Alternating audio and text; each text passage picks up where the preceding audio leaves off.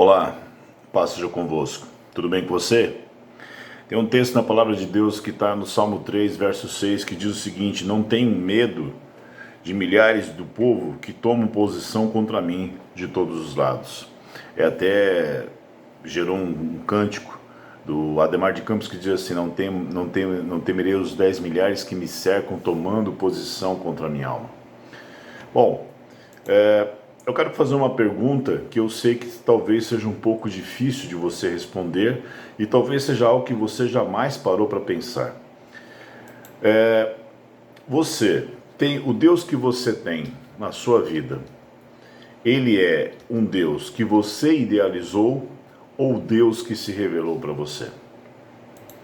Porque o que eu tenho percebido é que muitos idealizaram Deus para si e não tem na sua vida verdadeiramente o Deus bíblico.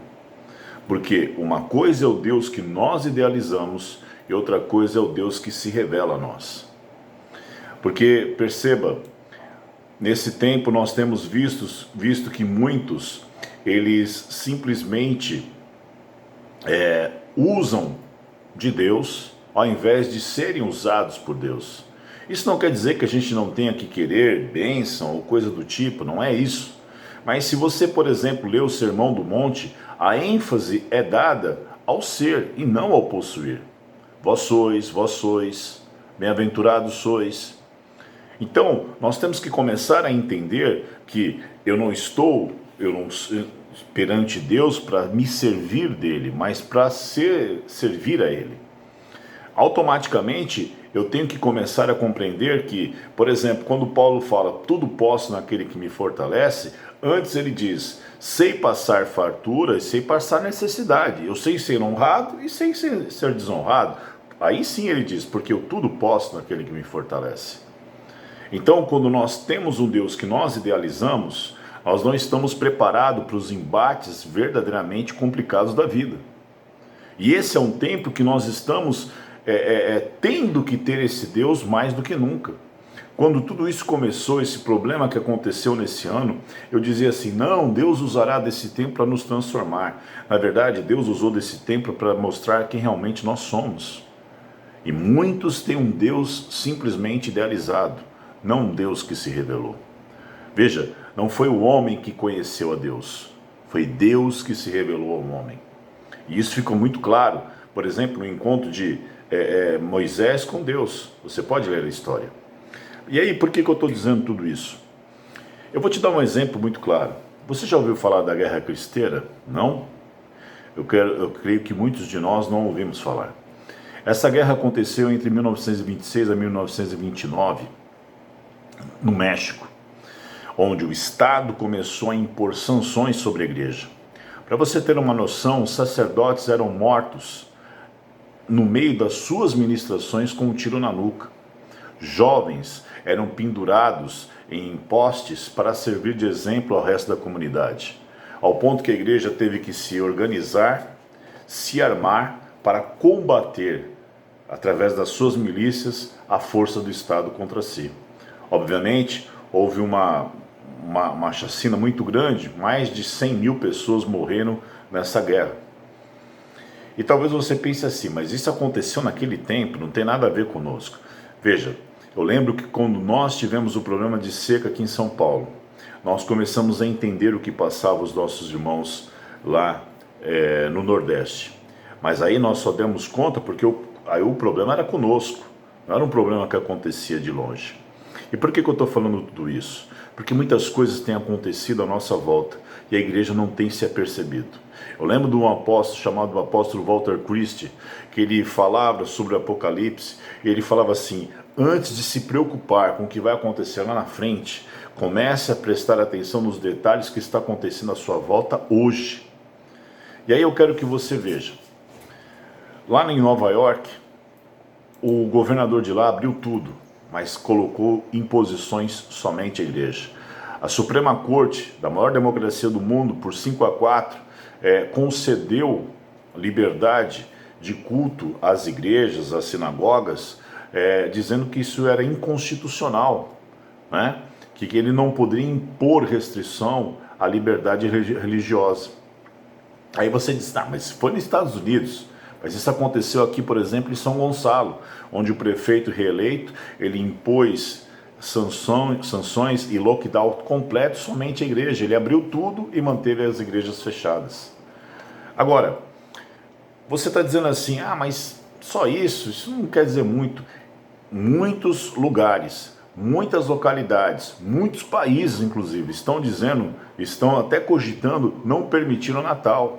E há lugares que eles estão querendo impor o máximo de 8 pessoas por reuniões de Natal e um tempo máximo de 2 horas, inclusive preparando o policiamento para que invada as casas e aí dispersa as reuniões, podendo gerar prisões e coisa do tipo. Ninguém lutou mais por liberdade do que os cristãos. E a maior liberdade que nós temos não é a liberdade coletiva, mas a liberdade individual. A liberdade do pensamento, a liberdade do ser. E Cristo nos chamou à liberdade. Onde está o Espírito do Senhor? Aí há liberdade. E aí você vai dizer assim, não, mas temos que ter empatia. Mas uma das coisas que as pessoas mais precisam nesse tempo é de Deus. E a igreja tem um papel preponderante e fundamental nessa questão toda.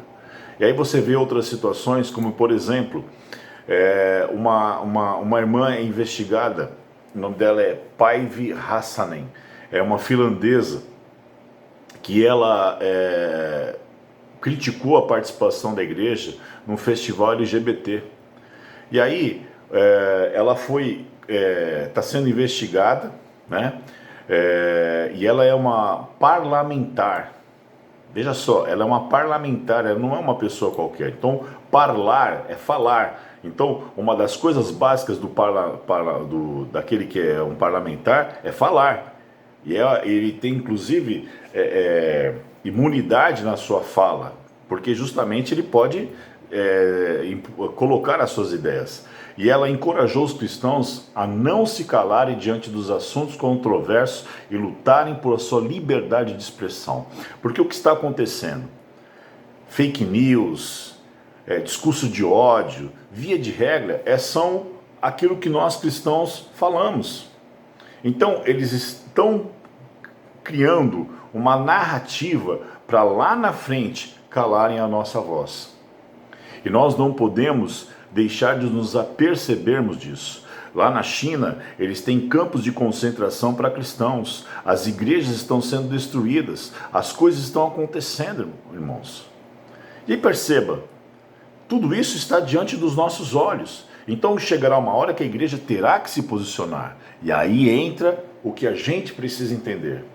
Tudo o que está acontecendo, essas restrições de liberdade, essas imposições, essas colocações, perceba, lá em Los Angeles, o pastor John MacArthur, que é um pastor muito conhecido, que tem vários livros publicados, ele não obedeceu às restrições. Ele falou assim, se eu tiver que ser preso, eu serei preso. Porque eles abriram muitas coisas, mas impediram as igrejas de abrirem. Ele falou, eu não obedecerei. Então eu creio que agora chegou uma hora que a gente tem que começar a pensar. Eu não estou falando que não tenha que ter cuidado, que não tenha que ter proteção, não é isso. Mas tudo se abre e a igreja não? E por que que tudo que nós falamos é discurso de ódio? E por isso que eu disse no início, você tem um Deus bíblico ou um Deus que você idealizou? Porque quando nós temos um Deus bíblico, nós temos que entender que ele se põe contra muitas coisas que até cristãos hoje abrem mão e falam, não tem nada a ver. O cristão ele tem que ser contra o aborto, o cristão ele tem que ser contra as drogas, o cristão ele tem que se posicionar, ele não tem que ter medo de falar, ele não tem que ter medo de se expressar. Ele não tem que ter medo de dizer que pecado é pecado. E por isso que o pastor Walter Cristo ele dizia, preste atenção, porque esta guerra que nós estamos vivendo hoje, ela é espiritual. E nós temos que começar como igreja a nos posicionarmos diante desses fatos e começar a perceber que esta guerra está tomando proporção e o último barreira de fato para que essas coisas não avancem é a igreja. Mas se a igreja não tomar posição de fato diante de tudo que está acontecendo diante dela, ela será engolida por toda essa circunstância. E aí, ou eu tenho um Deus idealizado, ou eu tenho um Deus bíblico. Porque se eu tenho um Deus bíblico, eu não tenho que temer nada e nem ninguém. E eu tenho que me posicionar diante dos fatos e da vida. Eu não posso me omitir. Eu posso amar as pessoas, mas eu tenho que me posicionar diante delas. E eu tenho que entender que esta guerra ela é uma guerra espiritual. Perceba, irmãos, o Partido Comunista Chinês está tomando o mundo, inclusive os Estados Unidos. Os camaradas são ateus. Eles odeiam igreja. Eles estão fechando igrejas lá. Ah, Ronaldo, você está sendo exagerado. Não, isso pode chegar até nós. E nós precisamos começar a entender, nos levantarmos e nos posicionarmos diante desta situação toda e deste quadro que se apresenta diante dos nossos olhos, para que a gente não venha ser engolido. Agora a grande questão é, se esta guerra é espiritual, como é que eu venço ela? Espiritualmente falando, dependendo de Deus, dependendo do Deus bíblico, do Deus, não do Deus que você idealizou, mas do Deus que te fortalece, do Deus que te reveste de força, do Deus que dá o Espírito dele para que você possa entender que maior é o que está em vós do que o que está no mundo, e que você vai conseguir vencer todas essas questões, e que a igreja ela tem que ter um papel preponderante em toda essa situação, ela tem que ter um papel de destaque, para que ela possa manifestar a glória de Deus, manifestar o poder de Deus diante de tudo isso que está acontecendo. Porque somente assim nós poderemos entender o propósito maior, que é o quê? Quanto de pessoas nós levaremos para o céu conosco? A igreja hoje ela está preocupada com dinheiro, a igreja hoje ela está preocupada com posição, a igreja hoje ela está preocupada em ficar bem na foto. Mas esses dias eu vi uma ilustração da pastora Camila Barros, a missionária Camila Barros, ela diz o seguinte: o que você quer ser? Bonito ou útil? E ela falou assim, quando você vai para uma festa, você usa o sapato bonito. Mas quando você vai fazer as coisas do seu dia a dia, que você tem que levar a criança para a escola, que você tem que pagar conta, que você tem que ir no dentista, fazer milhões de coisas durante o dia inteiro, você coloca o sapato velho e confortável. Então é melhor ser bonito ou ser útil? Nós não precisamos estar bem na foto, nós precisamos ser útil no reino de Deus.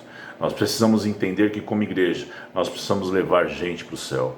Nós precisamos cumprir o nosso chamado, que é o ID. Pedro e João, diante da porta formosa, disse ao coxo: eu não tenho prata e nem ouro, mas o que eu tenho te dou. Em nome de Jesus Cristo, levanta e anda. A igreja atual, e eu me coloco como isso, eu sou parte disso. Tem prata e tem ouro. Mas será que tem Jesus para dizer ao coxo: levanta e anda? Fica para você pensar. Porque somente assim a gente vai poder rever o nosso posicionamento e continuar caminhando essa caminhada. Pense nisso tudo. Deus abençoe você.